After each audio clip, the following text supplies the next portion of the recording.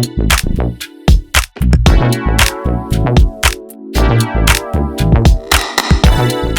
everyone and welcome to GITAM Unscripted, where conversations are real, student voices are loud and ideas flow freely. Today's episode is extra special because we are joined by a leader who plays a major role in shaping the student experience at GITAM Hyderabad. We are honored to welcome Dr. Sambasiva Rao, Vice-Chancellor of GITAM Hyderabad. Sir, today's podcast is completely unfiltered and student style. No heavy formalities. So let's just have an honest conversation. Let's start simple. How does it feel to lead a campus with huge energy and a little chaos? Is it little chaos? Let's just say that for a moment. No, I think it's a very interesting job. I think maybe the best job that I have. So, apart from this job, if given a chance in this university, would you pick another job? No, I actually choose this job. It's not accidental. Right? In fact, I worked in the corporate for 20 years, then shifted to academics about 25 years back in the year 2001, and it was by choice. It's not mandated for me to do this job. What role do you think Directorate of Sports or DOSL is playing to improve the student experience here? I think they're playing a very important role. In fact, you learn more than half of what you learn in the university outside the classroom. So I think inside the classroom, it's just about the academics and the courses and the credits and all. But I think as a person, I think you would actually grow on the ground, in the clubs, in the kind of interactions that you do. So, a quick question. What do you feel about the campus culture or the culture which is going on around the campus during the events, during the academia? What do you feel? How do you think you could improve it further? I think it can definitely be better. I think we are come a long way, and there's a lot of work to be done yet. I think the students should be a little more active, active in the right way, and the academics should be far more rigorous than what they are today. But I think we are in the right direction. Yeah. So, sir says that we are heading straight. So, could we head to the next session? Yes. So, we would like to know the person that you are beyond your designation. So, students know your designation as the Pro Vice Chancellor, but they'd love to know the real you behind your name tag. So, if you had to introduce yourself beyond your designation of Pro Vice Chancellor, how would you describe yourself? Oh, what is that you want to know? Anything that you're comfortable with. Yeah. Well, I'm comfortable with anything that you can ask me. I mean, your campus life, your school, college life. Oh, okay. I did my engineering from RSU Warangal. It's called NIT Warangal now. Right? I think, and we had a 5-year BTech program, unlike most of you guys who are doing a 4-year program, and I'm a hostler. It was mandated that you need to be a hostler, right? So I lived 5 years of my life full time, living in the hostels, and we remember every day of it now, after 40 years. So, the next question was exactly what was your college life as an alumnus in NITW? So, as you have answered, do you feel that it is a pathway that led you into this direction? I mean, was NITW the pathway that led you to, that built your future or inspired you to be who you are? In a way, yes. Right.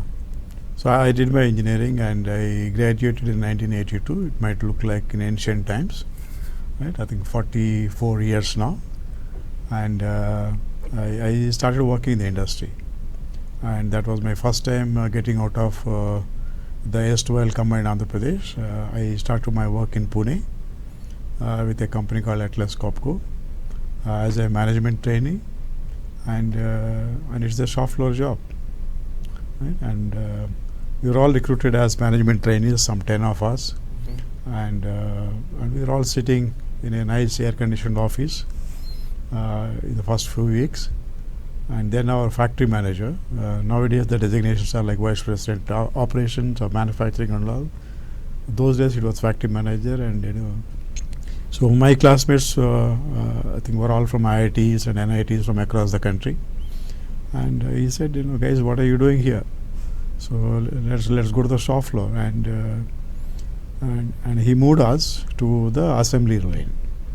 So it's a company which manufactures mining equipment and compressors, and he has put us on the shop floor to actually wash the parts that go into making a compressor, and he forgot about us. And for the next 6 months we were just doing that, washing the crankcases, washing the cylinders, washing the pistons, washing all the parts that go into making a compressor. And then we kind of pushed ourselves that instead of just washing, I think we also started assembling the parts. Okay. And we started making the compressors. I mean, that is a small increment that we are talking Yes. about. Yeah. So then we also started, and then we were friends with workers, right? I think and we used to work in shifts, right? You used to have a first shift from 7 to 3:30, and a second shift from 3:30 to night 12 o'clock, and second shifts were the best, right? Because there are no bosses around; it's just the workers and us.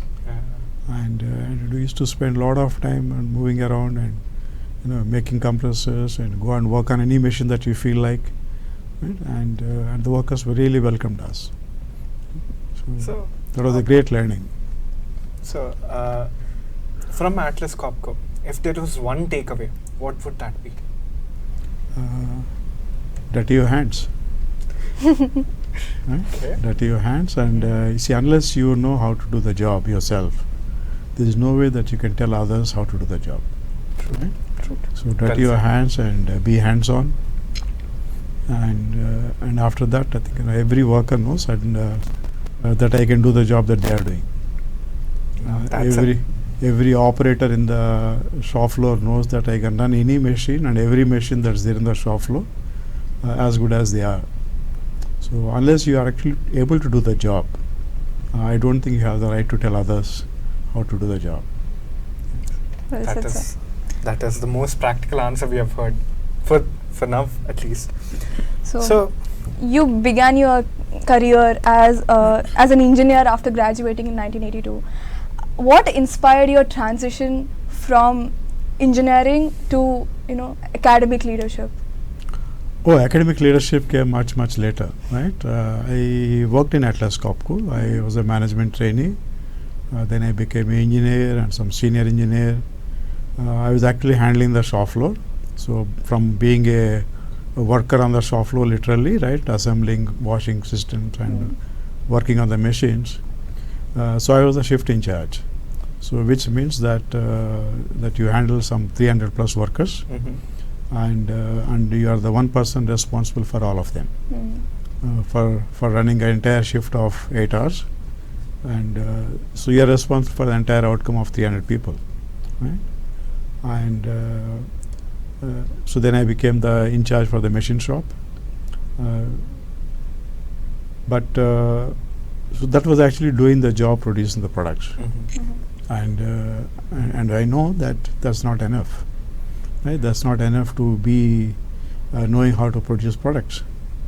But business are not just production. Business are far beyond. Right? I think so there's that inquisitiveness that I need to understand how the companies are run, how the organizations are run. That's when I decided to quit my job and do my MBA. So I went to Philippines. I did my MBA from Asian Institute of Management, Manila. Not many people are aware of that those days, but I had few senior colleagues who studied from there. I think took inspiration from them and then went there, and that was a great experience. It was a great experience, not just MBA. And I was married by that time, and I had a kid. Right? So I had a 2-year-old kid when I went to Manila in 1988, and so I think that's where I think I spent sleepless days, sleeping at 2 o'clock, like most of you guys must be doing now, right? And but studying 3 case studies a day. That's not what we are doing. Right? And I'm sure that's not what you guys are doing. And there's no way that you can escape those 3 case studies, because you are going to get grilled in the class by your professors, and if the professor catches you, and then he makes you literally cry. He wouldn't leave you unless you are able to come up with that, and you better go to the class well prepared. But that's what I try to do here, at least in the classes that I take, to make sure that the students come prepared and on their toes. Yeah, I think, but that experience also taught me how do you run an organization, starting from every business. For example, you need to make products, sell products. You need to find out who wants what and why they want it. You're fulfilling certain needs, and irrespective of the sector, right? It's a sectoral. It's not sector specific, right? It's agnostic of which industry that you're operating in, right? So I think we had case studies covering virtually every sector that you can think of, every industry that you can think of. But that has given quite a broad perspective of looking at the industry, looking at the economies, looking at the countries, right? I think that gives a far broader perspective. And but one thing that you guys all have to remember is that you have the knowledge does not mean that you start exercising all of it on day one, right? I think that's there with you. Let's just write that in our book of thoughts for the day. Yeah. So that awareness and that knowledge is extremely important to find relevance of what you are doing, right? To find relevance, even if you are doing a smallest job. What is that you are contributing to an organization, to the country, to whatever that you have been doing, right? I think that gives the perspective of contribution, right? Yeah. Beautifully said, sir. And like as you said, you were married by when you were doing your masters. If I may ask, how did you manage your family responsibilities while building your career in that field? Yeah, luckily for me, there were no financial responsibilities. My wife also was working. She's an engineer and a scientist. And she was all too happy that I'm away. So, don't mind me asking, your wife is Sita Garu? Yes. Development Sita Garu, right? Yeah. So, yeah, she was, while I was doing my MBA, I think, she was already an MTech by that time, right? I think when we were married. So 2 masters pursued together. No, she was before me. You pursuing masters in business administration and her pursuing MTech. So no, she did 4 years before me. Oh, wow, beautiful. So I was still working and struggling in the shop floor while she had done her masters, and she was a faculty member in a place called Defense Institute of Technology in Pune. Yeah, that's wonderful. So, what's one thing about today's generation of students that genuinely impresses you? Come again? What's one thing about today's generation of students that genuinely impresses you? I think their awareness levels are far higher than what we had earlier, at your age. And thanks to internet, thanks to the technology that's available today. Thanks to ChatGPT. Yeah, and I think all of them are born with the technology. I think you have a far better worldview than what we had at your age, because it was very difficult for us to get that exposure. For example, to know that there is something called an Institute of Management available that time, without internet, without anything, it wasn't easy. Right, and for you, I think at the click of a button, the whole world is at your feet, right? So, and you don't seem to be getting overwhelmed by that, right? Because the flood of information, the flood of things that I would say, I think 80-90% of them are fairly balanced, and take that in a stride, I think your generation is also very, I would say, confident and willing to take risk. While we were graduating, if you don't have a job, what's going to happen? Right? I think, but I think thanks to also the prosperity that the country has in the last 40 years, I think the younger generation, I think, is fairly confident, the risk taking. They don't get perturbed so easily. Though I keep trying to perturb them, but they won't. Yes.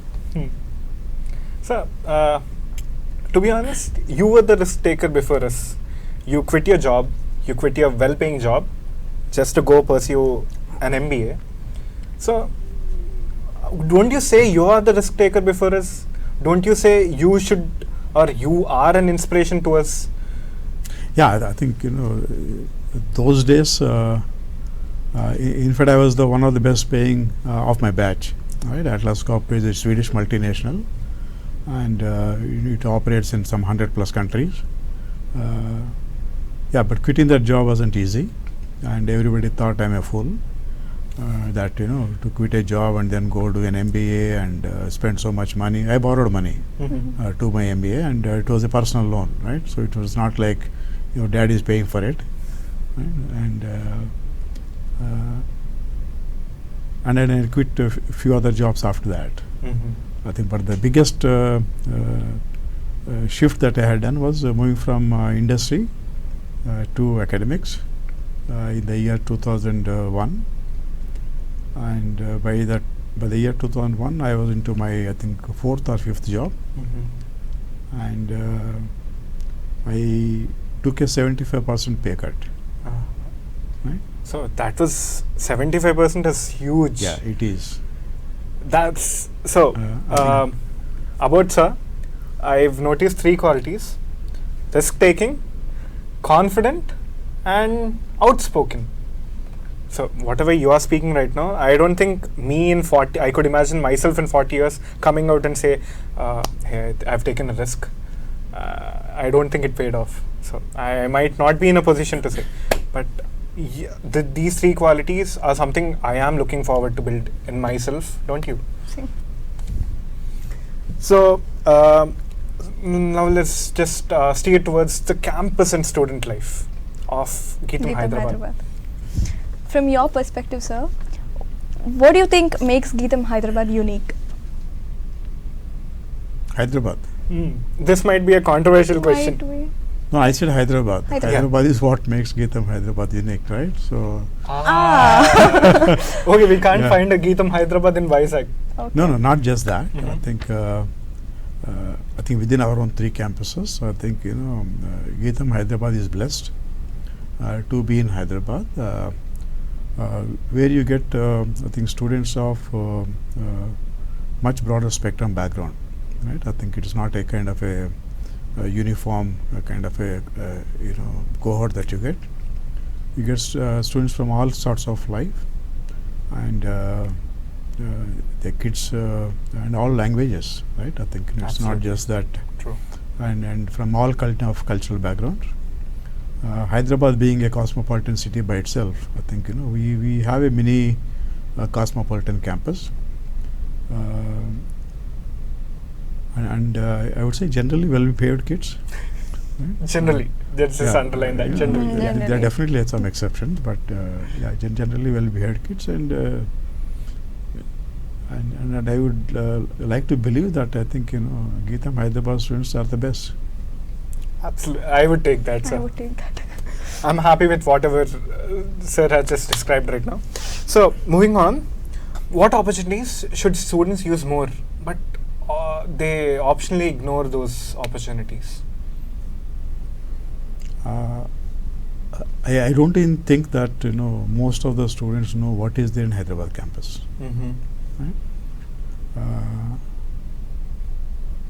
I think just the kind of labs that we have and the ones that we actually built over the last 4 or 5 years, and irrespective of the school in which you are studying, right? I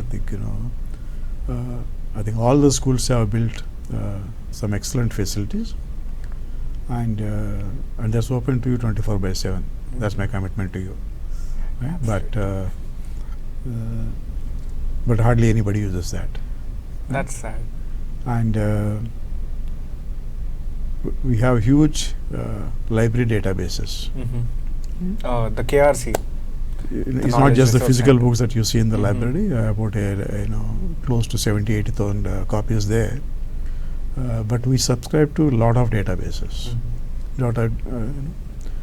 And in every domain, right? I think you think of a journal of any discipline, we have subscribed to that.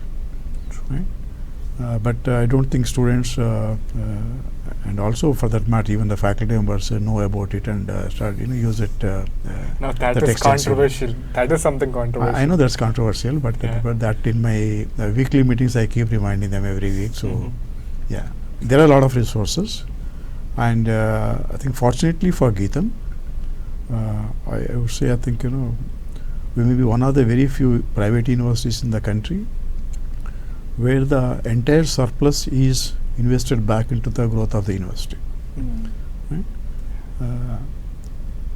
I think our president, Bharat, is very committed to the university in terms of its own development, in its own, his own vision of making GITAM in a globally top 100 university. I think 2040 is the date that, but that's only a kind of a direction that I think he wishes to, and so that I think every faculty member and student in GITAM I think are fortunate to be in that environment. And I know it's about 5 years now that I'm in GITAM. I see huge transformation happening here, right? Just the infrastructure, the students' quality, and the kind of academics that we are going through. I think massive shifts. I think And the facilities. And the infrastructure, facilities, and I'm sure you said that you are in the 4th year, right? Yeah, I'm in my 4th year. And I'm sure in last 4 years you must have seen some changes on the campus, right? Yes, definitely. So let's just say that GITAM becomes top 100 universities in the next 14 years. What do you think about it? What is I won't be there that time, but all of you will carry this tag for your life, right? The education that you had, like you said, I studied in REC Warangal, and our entire batch of 240 students even today are very active on the WhatsApp group. We have a RSCW 1982 group, right? And so you will carry GITAM throughout your life, right? And that's extremely important. I think that's what I think you would remember. Good. So, what skills do you think every student must? What skills should every student develop before graduating from university? Resilience. Well said. Right. Confidence. And an open mind. Right? I think if you have that, I think subjects are fine. A few skills that you learn on the school are fine, but they become obsolete in no time. Right? You may be a topper today, right, with 9 CGPA in the subjects that you have studied, but those subjects are going to be relevant maybe 4 or 5 years down the line. So willingness to learn, be resilient, be confident, having an open mind to the change, and the world will change. True. Right? So we did a little bit of LinkedIn stalking, where we came across all your accolades, your first school, your college, your NITW's record. So you've been on the Dean's list in Manila. Yes. For MBA. What was going through your mind when you were giving your examinations, when you are preparing for those, when you are grilled through classes? What was going through your mind? How did you cope with the pressure? I don't think we actually felt the pressure. Right? That's I think you should just enjoy it. And Nobody asked me to do an MBA. Mhm. My dad didn't, and he didn't even know that I was doing an MBA. Mhm. Right, and it was my investment, and it was my willingness to learn, right? And I think when you do that, I don't think you feel the pressure, right? True, sir. And same like, and that's what I keep doing throughout my life, right? I think you enjoy what you're doing, So so then there's no pressure. upon that, we do have a question. What would you choose as a student? An average student with a lot of memories, or a top student with non-notable memories? Memories in the sense? Memories in the sense something that you can enjoy, that you can Yeah, cherish fun. forever. Mm-hmm. An average student with a lot of those, or a dean's list student with probably one or two of those? Unfortunately for me, I don't remember too many students, Uh-huh. Mhm. right? Except maybe the classes that I teach. Mhm. In those classes, I think I mostly know everybody, Mhm. right? So, for example, I taught in the BBA first year class last year. I think I keep meeting those kids on the campus, once in a while, and I know them by name, Mhm. right? But I don't think we look at the student being a meritorious student or a non-meritorious student, Mhm. right? I think I treat them all the same, right? And you remember all the same. So it's not that and from my own experience, I would definitely tell you that I think anybody has a opportunity to go a long distance, because this is just 3 years or 4 years that you study here. That's not going to decide your life, right? That's just the starting point. Where you are at the starting point, few inches here and there doesn't make any difference. What you do subsequently, my own classmates, the 5 pointers have become managing directors Oh. of global companies, and the toppers of my class, ended up being some divisional head. So that doesn't decide that. So also, sir, based on this question, if given a chance, would you swap your life with the average student with many memories, or would you be a first class student with less memories? You as a student, which one would you prefer? I wasn't a topper, right? I just had about 8 CGPA. This is contradicting I mean, the LinkedIn. You are, I mean, No, in no, your no, LinkedIn, it says yeah. you are first You're a class first class student student. your whole life, sir. No, I am, Mm-hmm. but I wasn't the topper. Right? See, So, for still first example, class is the highest the honor I highest. could think of Yeah. at that time. No, see, for example, I had an 8 CGPA, Mm-hmm. but there were 9 pointers, right? So I wasn't the topper. But I always knew that if I want to be the topper, I will be the topper. That's But it's a wonderful. question of deciding your priorities. Mhm. What do you enjoy more?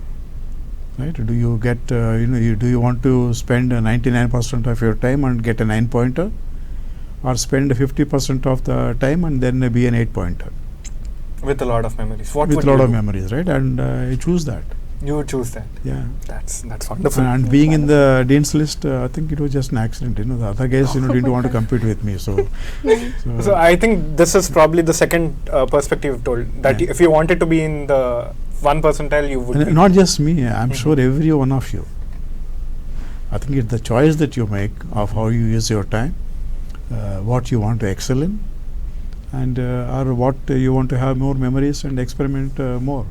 I'm fine with the 7 pointers, but I will be in some 10 clubs and I will become an active member. I conduct that event, I conduct this event, right? And I will have more friends. Maybe I'll spend more time in the cafe, right? I'm definitely noting all these points. No, so. but make sure that you don't cross the line of 75%.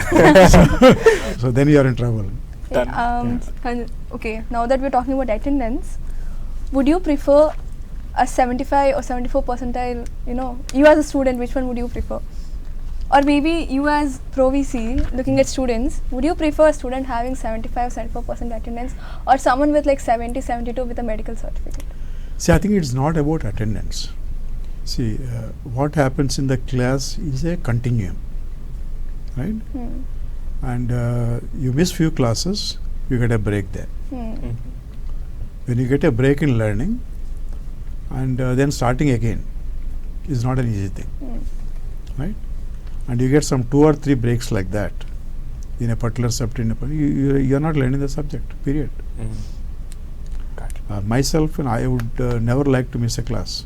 Mm. Myself as a student, because you miss that experience, you miss that learning, and why do you want to miss that? Hmm. True. And it's not that you have class all week. There are enough gaps. I know for sure that you do max of 22 credits. Mm. So which means you are in the class maybe 25-30 hours at the max, right, in a week, and you have as much time outside the classroom available in the campus to have all the things that you want to do. Okay, so it's not about 70-75%. It's a break in learning, and you have that kind of break in learning for the 6 or 7 subjects that you are doing. You are just messing up yourself. Mm. It's as simple as that. I think the attendance is there for a purpose, right? It's not that you physically be there. Mm. You mentally be there, right?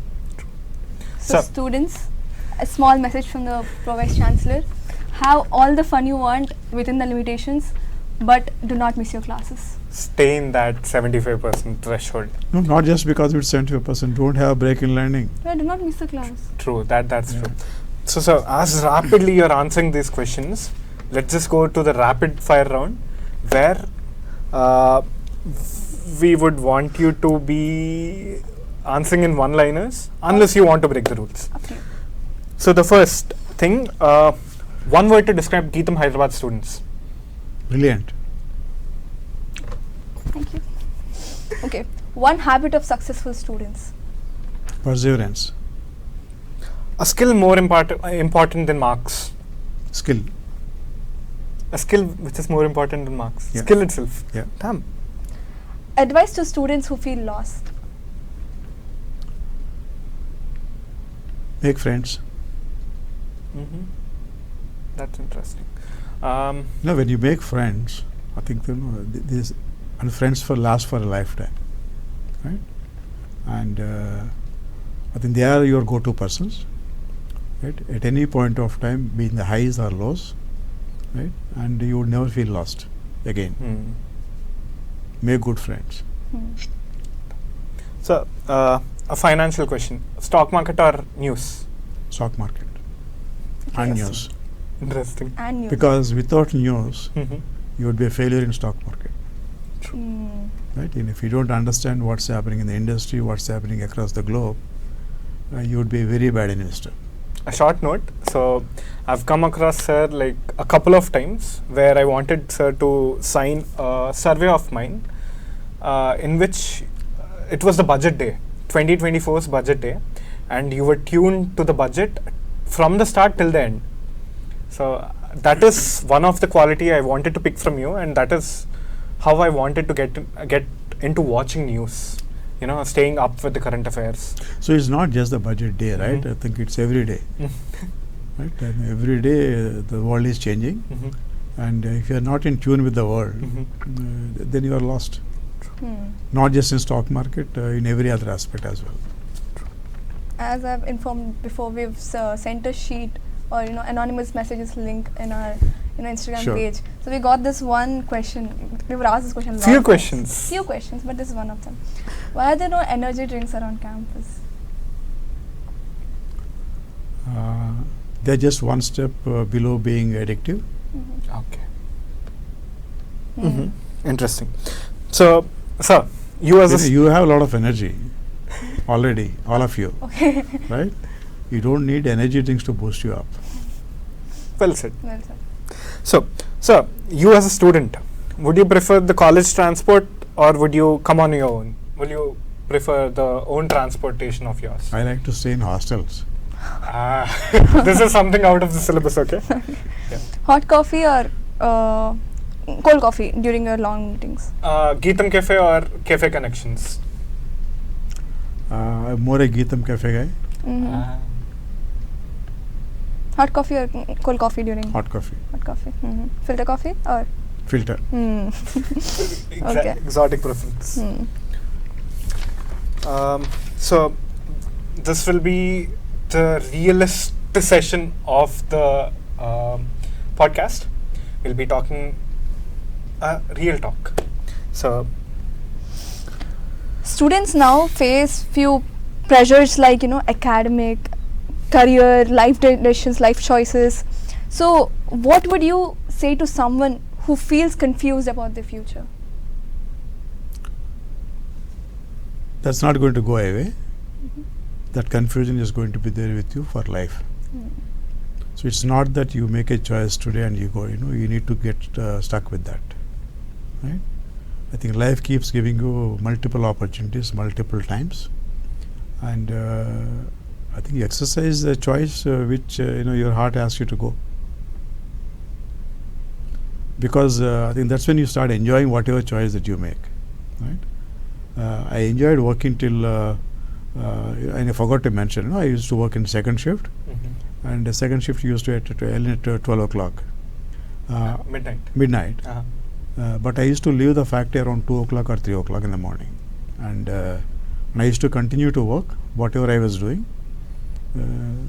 because you choose to do that. So you make your choice based on what you like, right? And doesn't matter that remunerates you well or not. Money is never going to be a problem, if you do what you like. So we wanted to write this question about living with your passion or choosing something which pays you well. That is exactly what's answered. So, sir, what excites you most about the future of GITAM Hyderabad?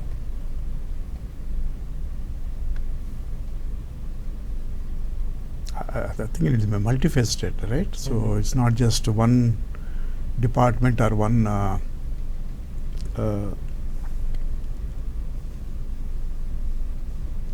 I would love GITAM Hyderabad to be in the top in all the disciplines that we are operating in AP and Telangana. That means every discipline that we are operating in, there is a India number 1 operating in Hyderabad, right? If you are number 1 in AP and Telangana, you are in the top 2 or 3 in the country, right?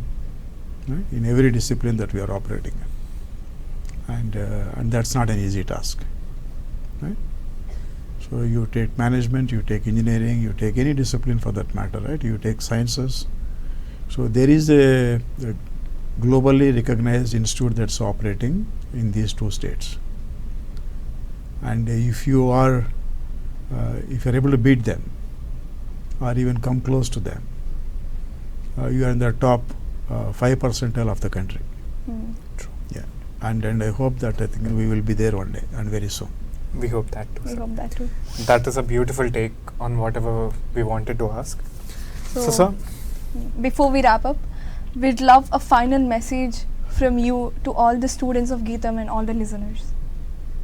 I think that's what you've been doing all the time, right? So, a final take, a consolidated take on whatever we are trying to.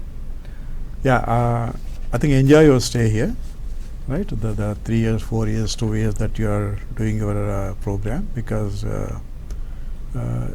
this will give you life's memories. So not just about academics, the friends that you make, the environment that you do, and make every use of every opportunity that's available on the campus, and make good use of it, right? And for the positive outcome. Well said, sir. So, thank you, sir, for joining us and having this open conversation. It truly means a lot to the students and to everyone watching. Stay curious, stay bold, and keep creating. This is GITAM Unscripted. See you in the next episode. Thank you, sir. thank you so much, sir. Bye.